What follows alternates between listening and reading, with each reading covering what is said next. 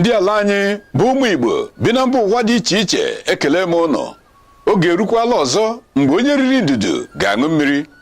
Nke a bụ maka amamọkwa maka ọgbakọ ukwu nke ndị ọlụ Regional Assembly maọbụ ọra USA n'ahịa Ịchafụ. Ndị otu a ga-enwe ọgbakọ ukwu ha nke afọ a n'ọchịchị obodo Atlanta, Georgia mgbe ọnwa isii nke afọ a gbaa abalị 19 wee ruo abalị 24.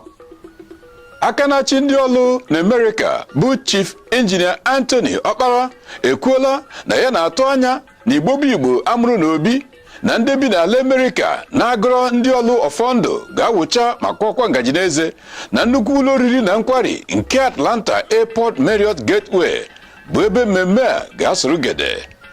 Injinia Okpara mere nkwupụta mgbe ya na ndị otu ya nwere nzukọ gbasara ọgbakọ ukwu n'izuụka gara aga.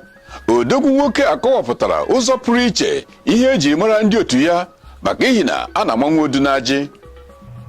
Ihe anyị ga-eme na Atlanta buru ibu. Ịma na afọ na-abịa abịa a ga-enwe ndọrọndọrọ ọchịchị na Naịjirịa. O teele ndị na-atọ ndọrọndọrọ ọchịchị na-eme ha bịa ha kwụ ọzọ ha baga n'ọchịchị ha mee ọzọ.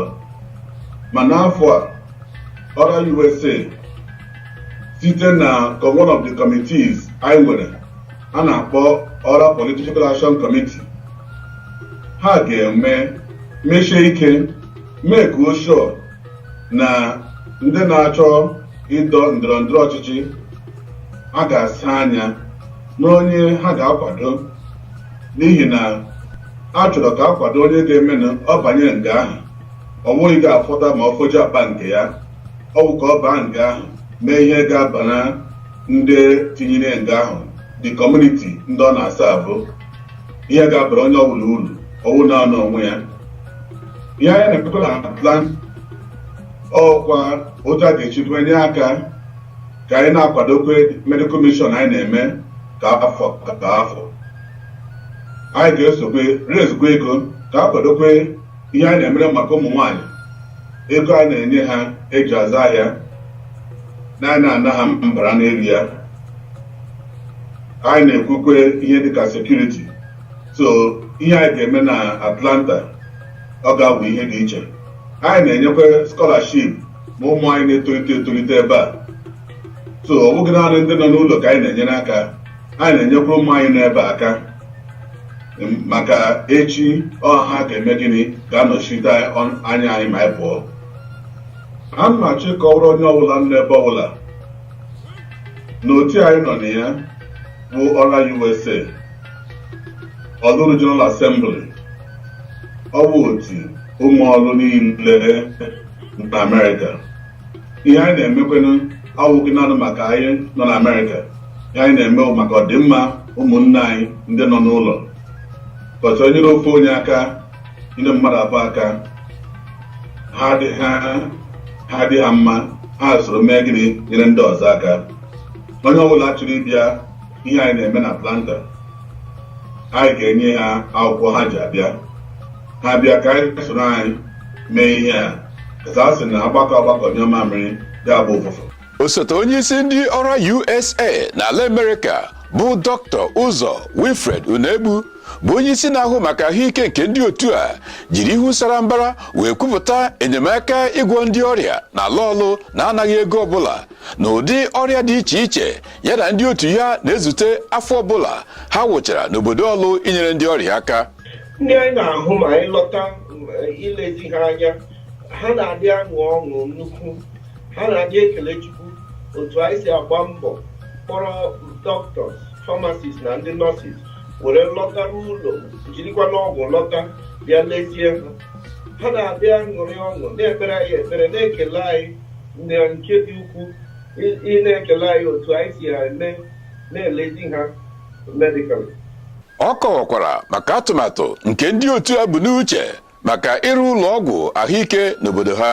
Ihe anyị hụrụ mgbe anyị lọta anyị na-ahụ onye ọbụla na-arịa high BP, blood pressure onye ọbụla na-arị nnọọ nke ukwuu. Ihe ndị ọzọ anyị na-ahụkwa n'ụfọdụ ndị na-arịa diabetes, ndị na-arịa congestive heart failure, ndị na-arịa dysentery, diarrhea na malaria. Malaria wụkwanụ nke ọjọọ ya na typhoid. Anyị na-agba mbọ zụtakwana ọgwụ nọ n'ụlọ jiri ya were na-agwọkwa ha also. Ọra USA wuo nnukwu otu ndị mmadụ likere ijoin, and anyị na-agba mbọ ọ dị anyị n'obi ime sure na ndị nọ n'ụlọ na-ahụ siri ha ike. Anyị na-agba mbọ n'otu dị iche iche ịgba mbọ na-azụ ọgwụ. Ọgwụ anyị na-azụkwanụ ọ na-eru almost $15,000 every year anyị ji alọta. Anyị na-akpọta doctors, na-akpọta ha na ndị nurses na ndị pharmacists, na-elezikwana ndị be anyị anya. Ihe a wụ ihe Ọra USA na-agba mbọ ime. Ihe ọzọ ha na-elepụ anya in the future wụ a ga-arụli ụlọ ọgwụ ga-akọntinu na-elezi ndị be anyị anya on a daily basis ka ọ ga-adị iwu once a year. Ga-awụzie continuity of care ka anyị ga na-provide ndị be anyị. Onye ha na-ele anya na-adịghị ọrụ. Onye isi odeakwụkwọ nke mgbasa ozi nke Ọra USA n'ala Amerịka bụ Chief Basil Ibenyenwa kọpụtara Igbo Network na ngalaba ndị Ọra USA na Atlanta edewelarị ọtụtụ nnukwu ụgbọala nke luxurious bus ga-anyara ndị bịara ọgbakọ ukwu ahụ wee jee njegharị elileanya na ihe nkiri n'obodo Atlanta. Ọ sịrị na njegharị maka ihe nkiri obodo ga-amalite n'abalị 19 wee ruo abalị 22. Ọ kọwapụtara ebe ndị bịara ọgbakọ ukwu a ga-aga maka ihe nkiri dịka ụlọ ọrụ CNN na ebe a mụrụ Martin Luther King na ebe ọzọ dị iche iche aha na-akụ ekwenigba eji wee mara obodo Atlanta. Ebe ọ bụ na Agama mbụrụ Ezenigwe afọ, aka na-achị Ọlụ Regional Union na Atlanta, Georgia bụ Adigbo Chinyere Udokoro kwupụtara ka ngalaba ha dị n'obodo ahụ si akwadosi ike maka ọgbakọ ukwu ahụ nke ga-asụrụ gede mgbe ọnwa 6 nke afọ a gbaa abalị 19 wee ruo abalị 24. Anyanwụ abụọ Ọlụ Regional Union na Atlanta, ndị nke ga-anabata ndị Ọra USA n'ime ọnwa June 2018 maka convention nke ha na-eme kwa afọ. And Ọlụ Regional Union ama anyị ama as one of the Anyanwụ hiri nne ọnụbara mana ihe niile.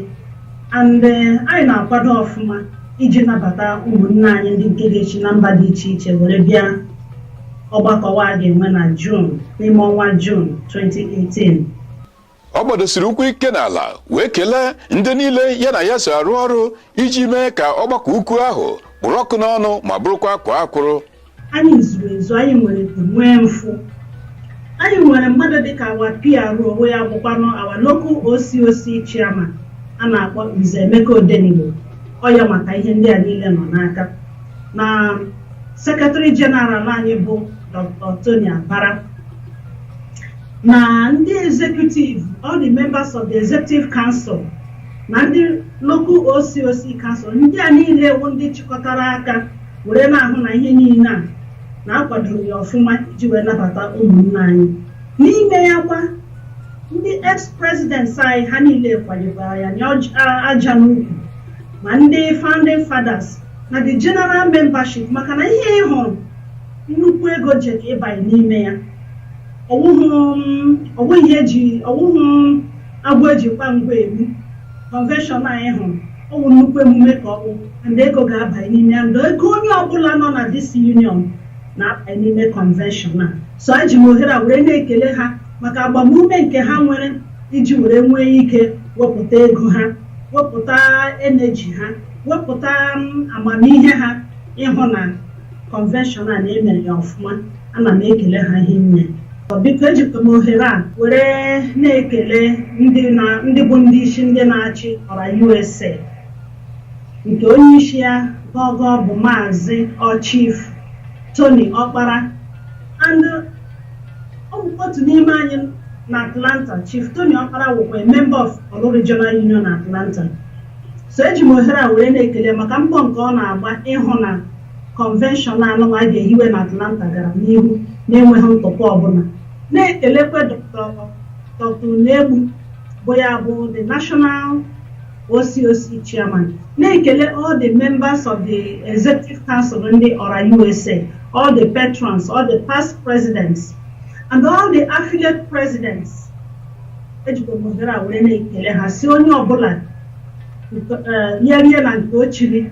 Ka ọ dị ugbu a n'obodo Atlanta, Georgia, mgbakọ Sanuze aghaghị ịbụ n'elu nkwụ maka ihi na ọkwa nka mara nke akwa bụ ndị Ọra USA aghaghị ịkwa nka n'akwa ha kwara. Egwu omenala ụmụ nwanyị, iti mmọnwụ ndị ụmụ nwoke, egwu ụmụaka na-etolite etolite, ihe oriri na ihe ọṅụṅụ aghaghị iji isi wee kpochie ụzọ. Soro m chịa nke Maazị Chimezie Okorochukwu ga-ewerekwa ọnọdụ ma chụfuo ọbara mgbali elu. Njinji ga-eji, ebelebe ga-egbu, gbalịa ka isoro ụmụọlụ tụọ ndụ gị mmanụ maka ihi na ofe na ụtara dị mma akpịrị agaghị asụ ngọngọ. Igbo ndị ọma, ka ọ dịwa otu a maka ihi na ngwugwu a ga-ekegha ekegha adịghị mma ntụpụ. Ekwela ka akụ mkpu fee mbe n'azụ, were ụgbọala maọbụ ụgbọelu wee wụchaa ma sorokwa ụmụọlụ kporie ndụ n'ọgbakọ ukwu nke afọ a. Jide ka iji.